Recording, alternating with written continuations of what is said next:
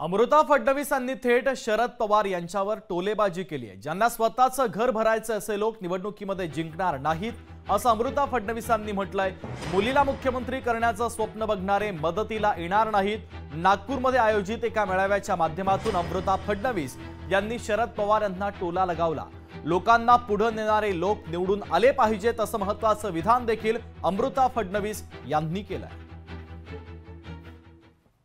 जे नोव्हेंबर मध्ये तुमचं वोटिंग राहील ते सगळ्यांनी बाहेर पडून आपल्या एरियामध्ये सोमलवाडा भागात किंवा पावनभूमीत आपलं वोटिंग सगळ्यात जास्त व्हायला पाहिजे हा विचार तुम्ही करून बाहेर निघाले तर आपल्या सगळ्यांचंच त्यात उत्थान आहे। सगळे पुढे जाऊ शकतो आणि यात कोणी असे नेता नाही मध्ये येणार मग की ज्यांना फक्त आपले घर भरायची आहेत किंवा आपल्या मुलीला किंवा आपल्या मुलीला पॉवर मध्ये किंवा सीएम किंवा काही करायचंय।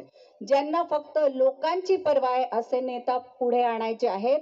तर हा तो दिवस की तुम्ही प्रण घ्या, आजपासून तुम्ही कामाला लागाल आणि मेहनत कराल स्वतःसाठी, आपल्या कुटुंबासाठी। लोकशाही मराठी ऐका, पहा, जागरूक रहा।